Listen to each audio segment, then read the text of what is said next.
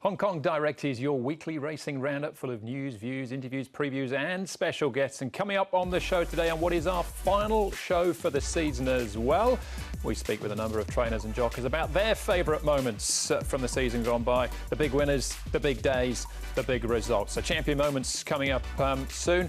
We'll also be hearing from Joao Moreira, part 2 of the sit-down interview with Tom Wood. He drills down a little bit deeper this week, Tom, talking about Joe's injury and his season highlights as well, which may or may not include that horse there, Sky Darcy, of course, winning the BMW Hong Kong Derby. So welcome along to the show. Good to have your company as always. I'm Andrew Lejeune. This is the final show for the year. Still 2 meetings to go though for the season. Sha Tin on the weekend and Happy Valley on Wednesday night. But what a year it has been so far. Vincent Ho, we'll hear from him shortly. I'm pretty confident I know which horse he'll single out as being one of his highlights. But let's hear from some of the number of jockeys and trainers here in Hong Kong about their best moments of the season just gone. Starting off with Zach Purton.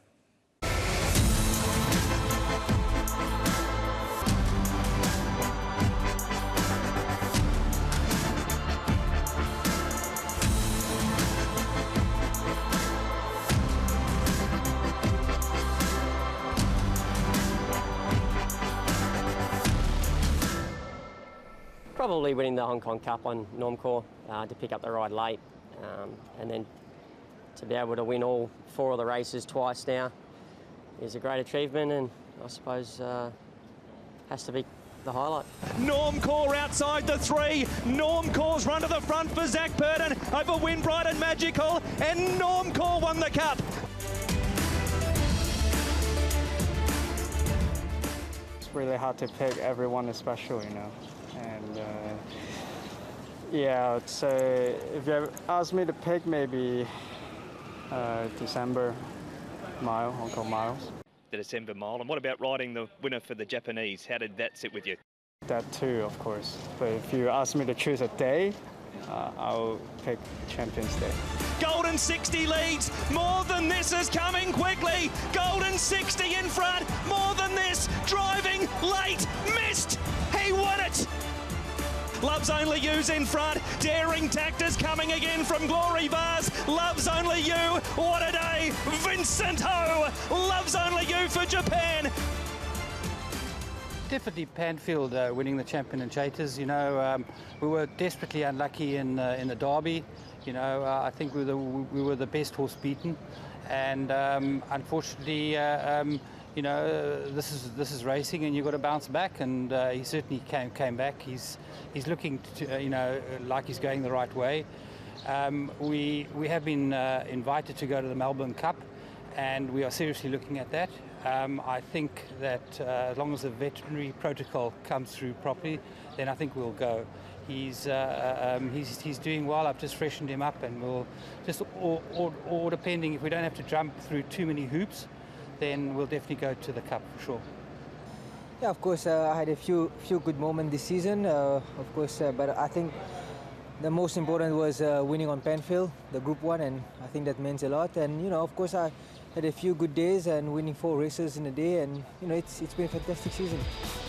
Panfield's gone by exultant. Columbus County's on the outside. Panfield and Columbus County lifting Panfield. Columbus County can't get him. Still Panfield, a neck in front, and it's Panfield.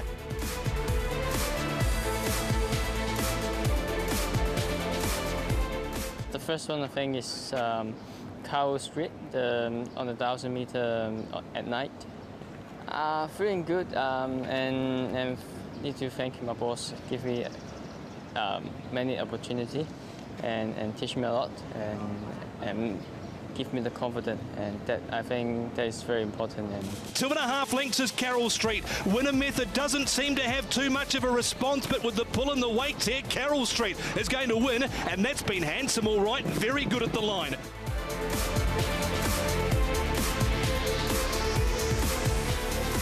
Of course, today when I win 5 races, that's an amazing day, and I think it's my head for a very long time. For a long time, it's a very special day. Start to win in 1 race. I'm very happy. It's very tough to win a race during the race meeting, and after another one, a second, a third, 4 and 5. That's crazy. I think if you have 15 races this day, maybe I can win more again. Tempest Express in front here for Antoine Hamlin to cap off a magical afternoon. He's going to ride half the card. 5 winners for Hamlin, and Tempest Express takes the last at Sha Tin on a Sunday. I've been good season and have a good support. I'm happy, and my best goal would be Wishful Thinker, the early season, the Group 2, which I can't forget it. The horse getting old, but he very honest and he always show his best in the group race, and so I'm very happy. Wishful Thinker is storming down the centre. Computer Patch leads. Wishful Thinker drives the pair of them. They hit it, and Wishful Thinker half ahead in the Premier Bowl. It looks as though he's won it on the outside.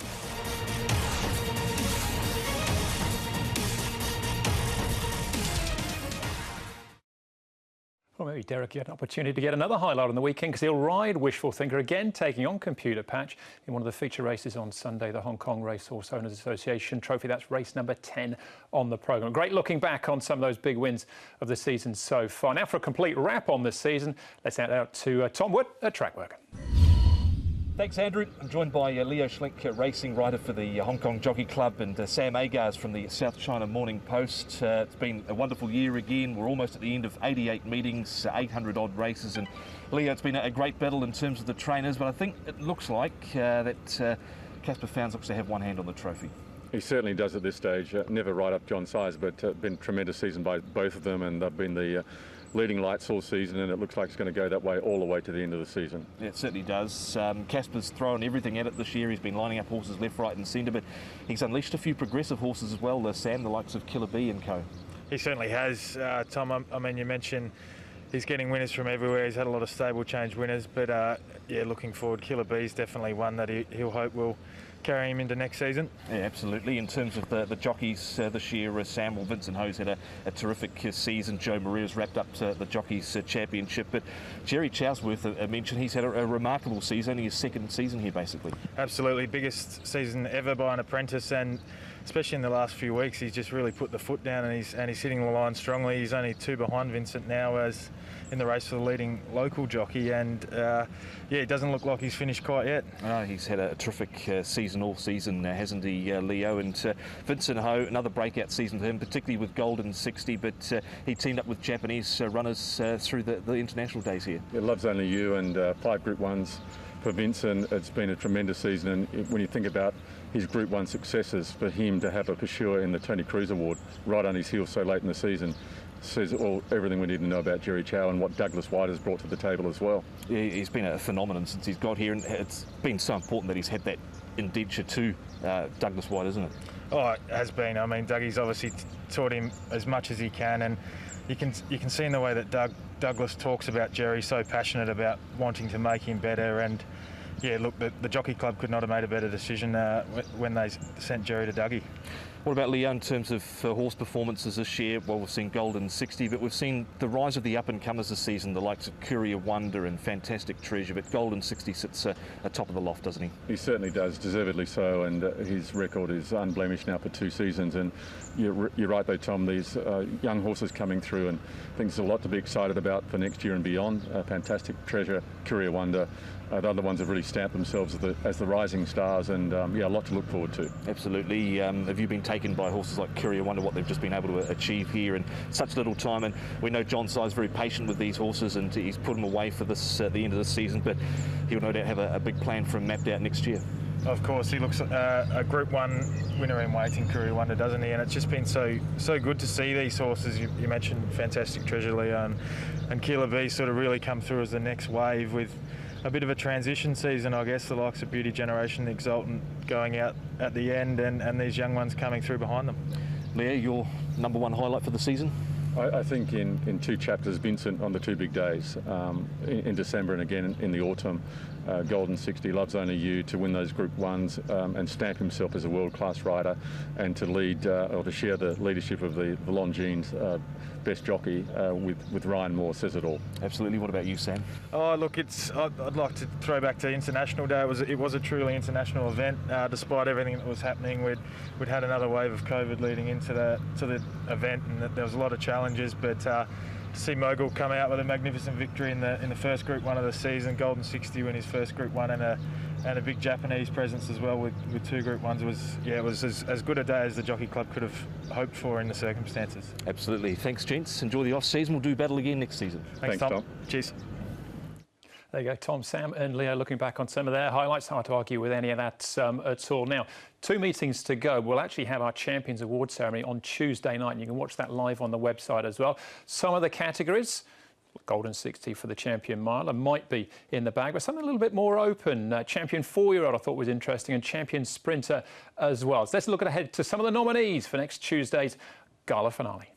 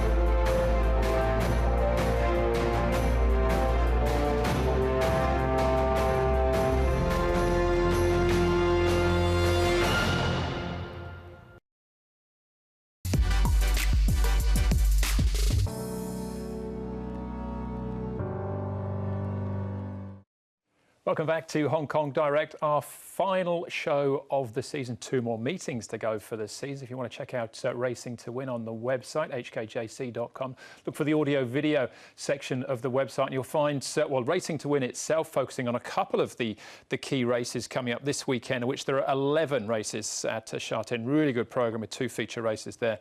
Then Happy Valley as well on the Wednesday night. But there you will find individual race previews as well, with video footage and speed maps as well. So that's Racing to Win on the website. We're going to keep moving forward here, though, and hear from Joao Moreira. Now, part 1 of the interview with Tom last week, looking at an overview of the season so far. We've drilled down a little bit more deeply with Joe this week.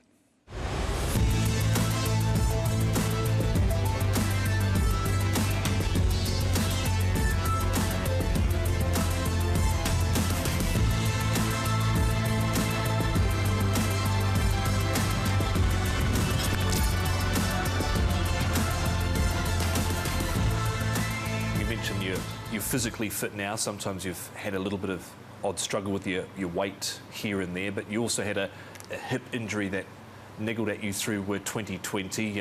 What's been the process to get back to full physical peak health? That injury is a consequence of others, like others that I didn't really care much.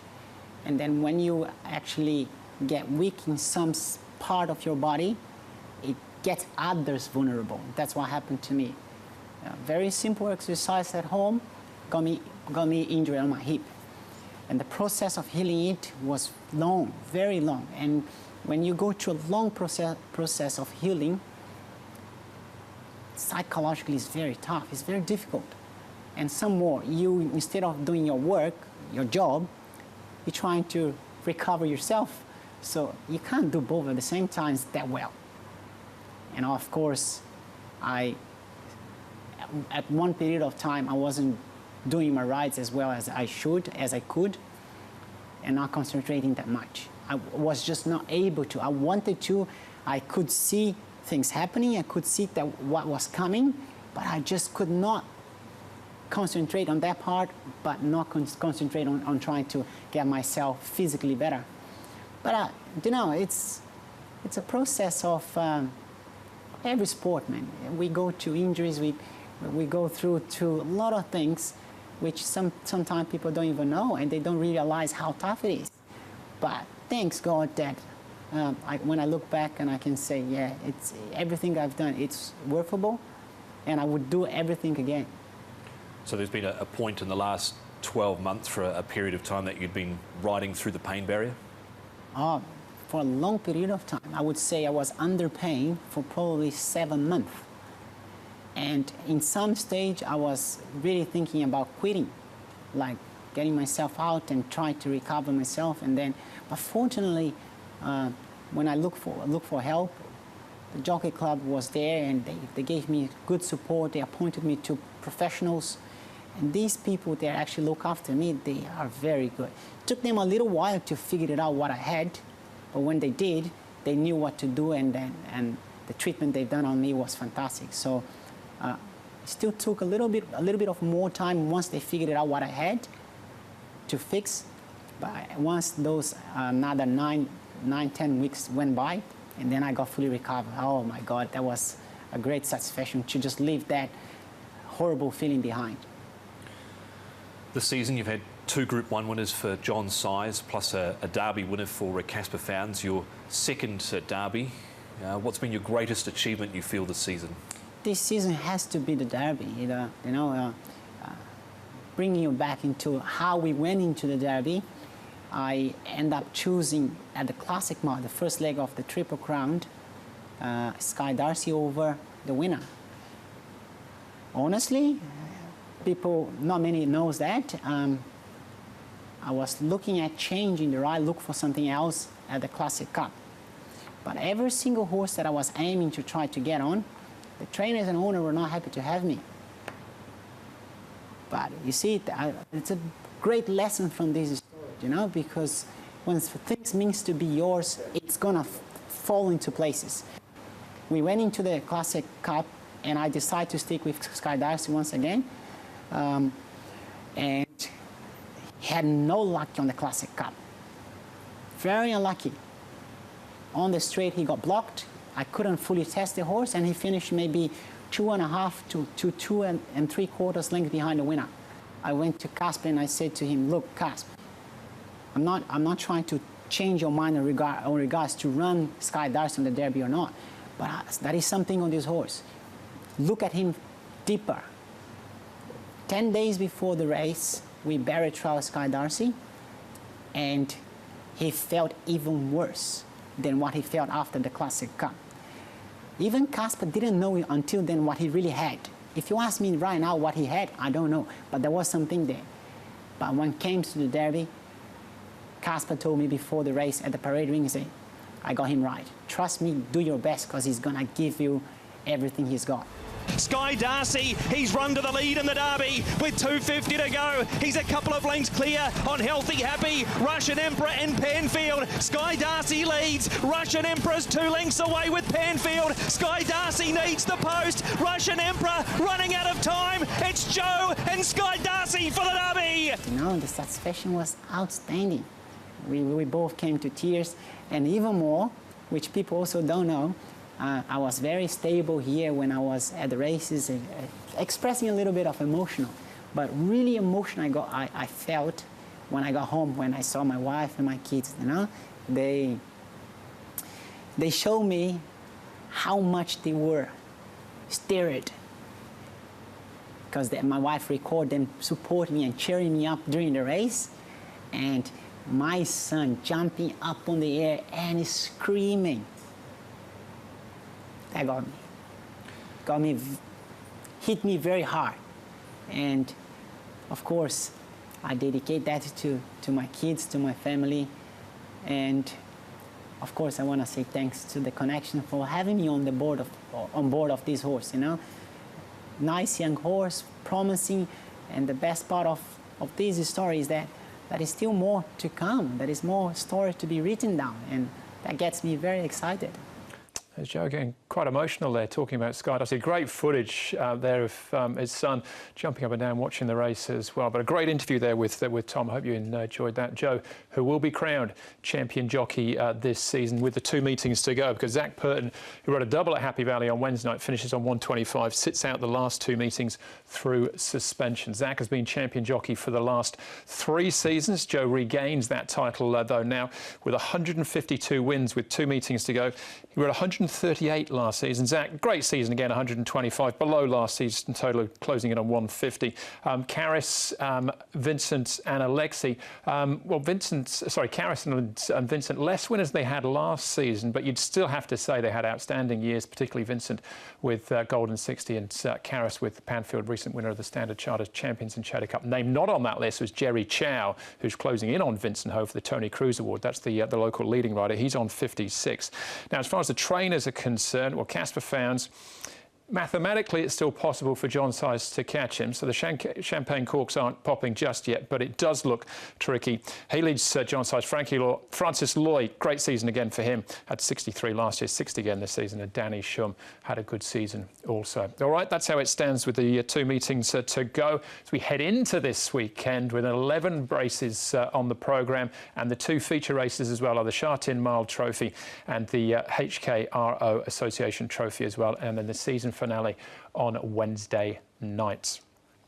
All right, well, that's it for the year. My thanks to the team behind the scenes who've worked tirelessly to make this possible, and thank you for watching as well. We're going to leave you this week with one of our highlights for the season. That's Wellington with the Champion Sprint Prize for Richard Gibson and Alexei Badel. 4-year-old turning 5. He leads an exciting band of the new generation of sprinters here in Hong Kong into next season as well. Enjoy this, and we'll see you again on Sunday. Bring all the action from Hong Kong direct to you. Group 1 of 3. They're ready. Racing at the 1200. Amazing Star won the start and he's going to lead early. Beauty Applause with the 8 of the inside punching through now. Computer Patch going up to make a line of 3 from Voyage Warrior and Skyfield. Next is Wellington. There's no pace on early. From Denon Smash, Jolly Banner and Stronger. Wishful Thinkers against the rail. From Big Party, Rattan and Fat Turtle is last. It's Computer Patch left alone and he heads on down the side, leading by a length over Beauty Applause and Amazing Star third. Fourth is Voyage Warrior from Skyfield on the inside. Next then is Wellington, followed by Denon Smash 3 wide with cover but worked on. From Wishful Thinker, Stronger and Rattan is next. It's Computer Patch. He processes past the 400, leads a length on Beauty Applause. Amazing Star, Skyfield is next, and Wellington, there's no Denon Smash. Leader is Computer Patch. Skyfield's come through the centre. Wellington is wider out. It's Computer Patch, Wellington and Skyfield. Computer Patch still in front, but it's Wellington. He's loomed up. The Chairman's Sprint Prize. It's heading to Wellington. Wellington beat Computer Patch and Skyfield.